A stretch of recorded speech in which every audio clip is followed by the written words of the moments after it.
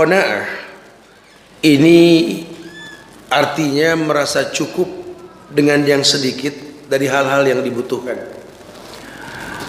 Orang yang betul-betul merasakan cukup walaupun sedikit dari hal yang dia butuhkan, dia akan merasakan betapa hidup ini indah dan nikmat. Karena dia tahu sekali bahwa Allah telah jamin rezeki makhluk, apalagi yang bernama manusia. Orang yang Allah lindungi di saat tak ada perlindungan kecuali perlindungan Allah, salah satunya apa? Seseorang yang bangun malam kemudian dia menangis, zakarallah fa fadat ainah. Ini kita kan, kalau kita kan bangun malam nangis karena kadang-kadang karena pegel sama utang nggak beres-beres gitu ya, atau kita bangun malam karena pegel sama masalah yang nggak selesai-selesai. Tapi yang dikatakan sama Rasul, orang yang terlindungi di saat tak ada perlindungan kecuali perlindungan Allah, orang yang menangis ketika mengingat Allah, mengingat nikmat. Bismillahirrahmanirrahim.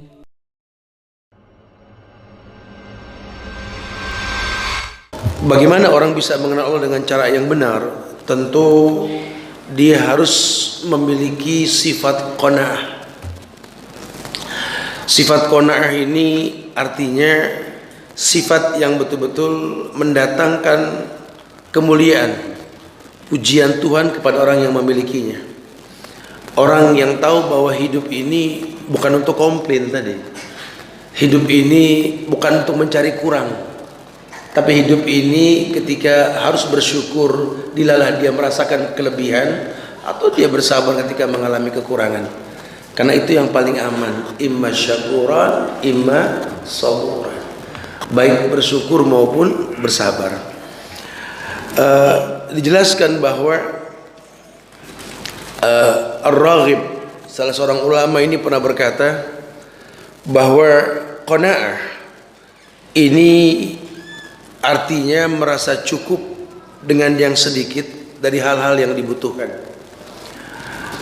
Orang yang betul-betul merasakan cukup walaupun sedikit dari hal yang dia butuhkan, dia akan merasakan betapa hidup ini indah dan nikmat.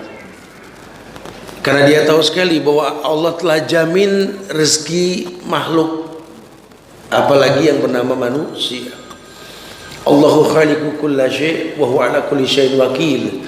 Allah yang mencipta, pasti Allah yang mencukupi.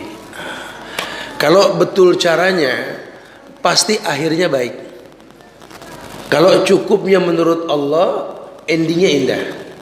Tapi kalau mikdar ukuran cukup tersebut kembali kepada manusia, ujungnya wallahu alam bishawab. Nggak ada yang pernah tahu akhirnya seperti apa. Ya, maka mulailah kita menjadi orang yang harusnya tahu, belajar membenci dan cinta karena Allah. Ya, kalau kita serahkan ke Allah itu asik semuanya insyaallah. Di surat An-Nisa ayat 32, Allah pernah berfirman, "Wala tatamannaw ma faddala Allahu bihi ba'dakum 'ala ba'd. Lirrijali nasibun mimma iktasabu. Walin nisa'i nasibun mimma iktasabna was'alullaha min fadli innallaha kana bikulli syai'in alima." Ada ayat yang sering menjadi sebuah sandaran bahwa ada pembagian yang telah Allah bagikan, dan Allah Maha Adil dalam membagikan sesuatu. Dikatakan wala tatamannau, dan janganlah kamu iri hati, ma faddalallahu bihi ba'dakum 'ala ba'din, terhadap apa yang dikaruniakan Allah kepada sebagian kamu lebih banyak dari sebagian yang lainnya. Lirrijali nasibu mimma iktasabu, bagi orang laki-laki itu ada bagian daripada apa yang mereka usahakan. Walin nisa'i nasibu mimma iktasabna, begitu pula bagi para wanita ada bahagian dari apa yang mereka usahakan. Was'alullaha min fadli, dan mohonlah kepada Allah sebagian dari karunia-Nya. Innallaha kana bikulli syai'in alima, karena sesungguhnya Allah ini Maha mengetahui segala sesuatu. Di ayat ini dijelaskan bahwa laki ada bagiannya perempuan juga ada bagiannya. Bahkan dalam pembagian waris, laki-laki 2 kali lipat perempuan, jangan dikomplain. Kan Indonesia ada emansipasi, kalau perempuan bisa kerja seperti yang laki kerjakan, kenapa kita kok dibaginya nggak sama? Ya, ini kalau orang beranggapan bahwa baik menurut dirinya. Tapi kalau dia berilmu, dalam Islam ini perempuan paling gampang sudah. Idza sholatil mar'a khamsaha wa shamat shahraha wa hafazat farjaha wa ata'at zawjaha qila laha udkhulil jannah min ayyi abwabi syi'ti. Kalau buat perempuan kan udah dikasih bocoran dalam syariat Islam ini, nggak usah khawatir. Selama sudah diikat dalam tanggung jawab seorang laki-laki, asal mau melakukan yang 4 saja. Salat yang 5 waktu, jangan ngomong qobliyah, ba'diyah, duha, tahajud, witir berat. Ya idza sholatil mar'a khamsaha. Perempuan asal mau ngejaga salat yang 5 waktu aja. Dan rumah lebih baik buat perempuan kok. Enggak terbebani. Yang penting tetap as-sholatu ala waktiha. Salat 5 waktu aja. Shamat syahraha, kemudian menjaga puasanya. Puasa Ramadan aja. Enggak usah gonta-ganti status WA pakai ayamul bid dan gini. Udah utang bayar dulu tuh Ramadan. Heran nunggu Saban dulu baru bayar. Ya, hafazat farjaha, dan dia jaga auratnya karena dia tahu almar'atu aurat, perempuan itu aurat. Dan itu disiplin diri, bukan karena takut suami, takut orang tua, bukan, disiplin diri. Karena nanti kan masuk kubur masing-masing. Sekarang hidup pengennya gerandang-gerendeng mulu, cemburunya tegangan tinggi, betul? Ntar mau waktunya mati masing-masing kan gitu ya. Kebayang kalau nggak disiplin diri itu. Dia jaga puasanya, yang Ramadan saja. Dia jaga kemaluannya, dia jaga auratnya karena dia tahu perempuan itu aurat. Dan dia patuhi suaminya, nggak usah turut sama yang sama suami saja. Qila laha, dikatakan kepada dia udkhilil jannah min ayyi abwabi syi'ti. Masuklah surga dari pintu manapun yang kalian inginkan. Masya Allah ya. Nah perempuan kalau sudah dapat bagian, tidak ada hak lelaki untuk mengetahui bagian dia. Bahkan nggak perlu tahu. Ustaz, orang perempuan boleh gak kerja Ustaz? Boleh. Yang ngelarang siapa? Kerja boleh. Kecuali kalau suaminya bilang jangan, nah itu wajib, hukumnya beda. Karena hukum asal perempuan kerja tuh mubah. Mubah tuh halal, boleh-boleh saja tergantung niat. Kalau niatnya menambah nilai bulanan karena suaminya mungkin nggak cukup, boleh, nggak apa-apa, silakan. Tapi nggak ada kewajiban. Atau mungkin dia bekerja diizinkan untuk mengisi waktu luang dengan pendapatan yang lumayan, nggak ada kewajiban nafkah sama sekali, tidak ada. Bahkan kalau suaminya susah, zakat si perempuan boleh kasih ke suami. Masya Allah. Makanya kalau perempuan dapat 1/3 dari harta waris lelaki setengahnya, jangan diiriin, karena pada rezeki lelaki itu ada hak orang tuanya, hak istrinya, hak anak, dan hak banyak orang. Ya, dan ibu nggak perlu tahu bapak gaji berapa sebulan, akad saja sudah gitu loh. Heran pengen tahu aja gitu. Dan bapak kalau sudah kasih ibu, jangan suka pengen minta balik gitu loh. Saya kasih kamu sebulan 5 juta misalkan, gitu ya. Saya kasih 5 juta sudah. Atau nanti ada saudara datang pulang nggak punya ongkos, nggak usah, mah pakai dulu, pakai yang kemarin pakai, nggak usah begitu gitu. Itu cikal bakal kerusakan hubungan antara ipar kalau sudah begitu. Banyak kasus kayak begitu tuh. Akhirnya besok-besok istri jadi a priori dengan saudara suami. Nah, siapa lagi yang datang? Itu yang kemarin. Yang datang bawa jeruk pulang minjem, seperti gitu.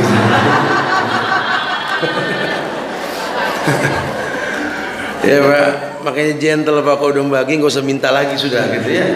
Jadi nggak punya ongkos gimana? Nyebrang, minjem sama orang depan kalau perlu gitu loh. Itu izah namanya tuh. Dan ibu juga nggak usah ngecek handphone income berapa, nggak perlu.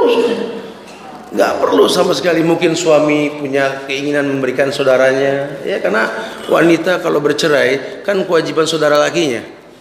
Mungkin dia menanggung kakaknya yang janda atau adiknya, atau mungkin dia masih punya orang tua. Malas, nggak usah pengen tahu, nggak usah ikut ngatur sudah. Nah, ya. Sudah ada bagian-bagiannya. Dalam Islam tuh seperti itu gitu loh. Ya, supaya tahu karena Allah telah berikan taksim bagian-bagiannya. Dan kalau nanti terjadi perceraian juga nggak ada harta gono gini. Di Islam tidak ada. Kecuali paling depan tuh. Ada mau bercerai, gue cerai dah kalau gitu deh. Ya kalau gono gini itu tinggal tergantung akad. Kalau memang kerjasama ya ada bagiannya. Jadi harus dipahami nih, Islam dahsyat tuh sebetulnya loh.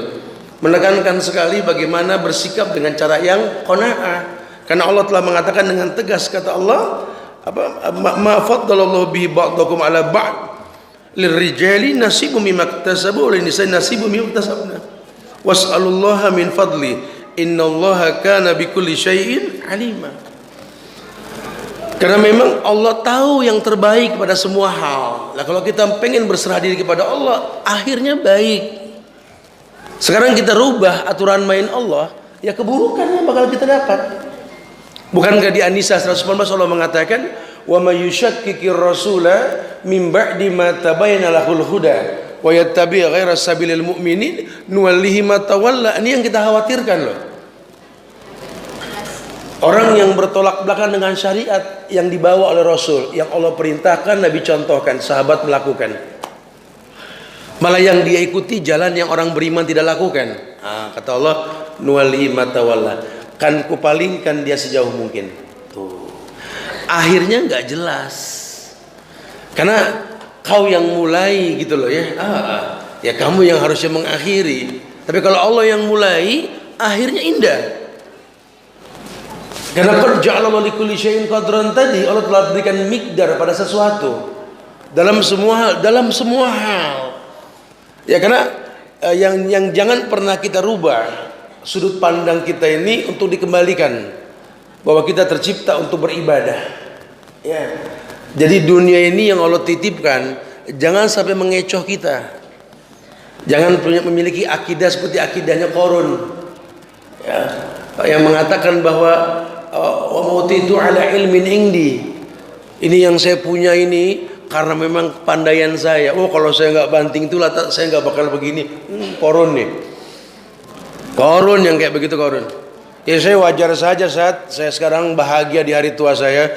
Mudanya saya udah susah terus gitu loh. Kalau dibilang masih muda susah, bukan cuma kita, banyak sampai tua kebelangsak. Bukan ukurannya seperti itu, karena dunia cuma titipan. Botat, kalau saya nggak pinter, saya nggak tinggal di komplek. Guru matematik saya pinter, tinggal di pojokan kampung. Nggak ukuran enak. Orang pinter jadi ketitipan, enggak, lawang memang izin Allah. Ya karena saya kan kerjanya nggak kayak orang biasa, orang biasa 8 jam, saya 24 jam, saya pakai saya kayak Kang Kopi 24 jam lebih nggak kayak. Enggak begitu ukurannya. Ya salah. Layak tidak Allah titipkan sesuatu pada kita, karena tahu pada akhirnya bakal diambil. Jangankan harta yang pasti nggak bakal kebawa mati. Ya, lawang yang namanya ilmu saja itu bakal diambil sama Allah. Innallaha la yaqbidul ilma intiza'an yantazi'uhu minal ibad. Walakin yaqbidul ilma biqabdil ulama hatta la yubki minhu aliman. Ittakhadhan nas ru'usan juhala fasu'ilu fa'aftau bighairi ilmin. Allah itu kalau mau ngambil ilmu, bukan ilmu yang diambil, dicomot, bukan. Ulama diwafatkan, ulama wafat nggak punya ilmu, ilmunya habis. Makanya biar dia tuh guru tauhid yang ngajarin kita siapa Allah, siapa Nabi Muhammad, apa itu Islam, guru kita ya, ulama besar. Kalau dia meninggal suruh ajarin la ilaha illallah. Laqinu mautakum la ilaha. Ajarkan nih yang orang yang mau mati la ilaha illallah, kata Rasul. Ini guru kita mau meninggal, guru agama mana soleh betul. Kita ajar Ustaz la ilaha illallah, la ilaha illallah, kata pinteran dia nggak bisa. Tetap ajarin. Karena ilmunya diambil. Apalagi harta. Kan udah sering dibilang nggak ada mayit orang Islam terbungkus kain kapan lebih gede, mayit gede amat. Itu banyak macam-macam, ada kotak berangkas, ada macam enggak. Semua bakal ditinggalkan karena cuma sifatnya titipan. Dan Utsman bin Affan mengatakan bahwa kalau sampai Allah titipkan dunia kepada manusia, bukan untuk berfoya-foya, untuk menaklukkan akhirat. Berarti Allah tahu surganya ini dengan harta. Atau sebaliknya, berarti Allah tahu memang surganya dengan kemiskinan. Karena dilihat dari dampak apa yang dikatakan ujian tadi, kalau harta membuat dia makin dekat sama Allah, ini yang diinginkan. Ya, kan seperti dikatakan bahwa orang yang Allah lindungi di saat tak ada perlindungan kecuali perlindungan Allah, salah satunya apa? Seseorang yang bangun malam kemudian dia menangis, dzakarallah fafadat ainah. Ini kita kan, kalau kita kan bangun malam nangis karena kadang-kadang karena pegel sama utang nggak beres-beres gitu ya, atau kita bangun malam karena pegel sama masalah yang nggak selesai-selesai. Tapi yang dikatakan sama Rasul, orang yang terlindungi di saat tak ada perlindungan kecuali perlindungan Allah, orang yang menangis ketika mengingat Allah, mengingat nikmat. Ini jarang orang dapat nikmat nangis, tuh jarang gitu loh. Dulu para sahabat banyak yang begitu. Kenapa? Summa latus'aluna yawma idzin. Ini yang bikin mereka menangis, ini bakal ditanya sama Allah semua. Makanya Salman Al-Farisi ketika beliau mau meninggal, beberapa saat sebelum beliau wafat itu, beliau menangis. Sampai para sahabat bingung, apa yang membuat engkau menangis wahai Salman? Bukankah engkau orang yang pernah bersama Rasul dan dimuliakan dengan surga kelak nanti ya Salman dengan keislamanmu? Kata Salman, aku bukan komplain dengan apa yang Allah berikan padaku, bukan. Cuma aku ingat apa yang Nabi katakan kepadaku, bahwa manfaatkanlah yang kau miliki cuma sebatas kecil untuk dunia, perbanyaklah akhirat. Maka ketika beliau wafat, para sahabat pengen tahu, ternyata cuma ditemukan 20 dirham dari hartanya. Masya Allah. Sahabat Nabi yang ikut perang dan dapat ghanimah yang berharga, sisa uangnya cuma 20 dirham. Bahkan gak tanggung-tanggung. Bagaimana Umar menyaksikan, menangis, diletakkan dulu dalam kerongkongannya ketika mengetahui wafatnya Khalifah Abu Bakar As-Siddiq, As-Siddiqul Akbar. Ketika beliau meninggal, apa yang beliau miliki? Tak ada lagi. Periksalah apa yang kumiliki wahai Umar, selesaikanlah sebelum mata ini terpejam. Umar mengatakan, aku nggak melihat dari hartamu wahai Abu Bakar kecuali 3. Yang pertama, ada seorang budak yang kau miliki itu, dan onta kurus buat bawa air, dan baju yang kau pakai warna putih ini. Apa kata Abu Bakar? Merdekakan budak tersebut. Jualah onta kurus yang kumiliki itu, masukkan ke Baitul Mal uangnya. Biarkan baju putih ini menemaniku di lubang kubur. Ini Abu Bakar. Coba orang-orang yang betul-betul merendah, orang yang nggak terkecoh dengan fitnah dunia, karena dia tahu dunia sifatnya titipan. Dan dia cuma menjalani, dia pengen kembalinya itu dalam kondisi kosong. Lahir dalam kondisi merah bayi yang menangis, meninggal pun dia nggak bawa apa-apa, dia pengen begitu. Atau dia balik, seperti ulama katakan, ketika kau lahir menangis, orang tersenyum dengan kehadiranmu, ya baliklah kenyataan nanti ketika kau wafat nanti tersenyum melihat surga, orang menangis ketinggalan kamu. Itu yang paling penting. Jangan terkecoh dengan fitnah dunia. Makanya mereka orang-orang yang nggak pernah terkecoh dengan fitnah dunia. Sesibuk apapun dunia memanggil mereka, yang mereka tahu adalah panggilan ibadah. Allah panggil dia, hayya 'alas shalah. Salat. Semua yang sifatnya amar perintah dia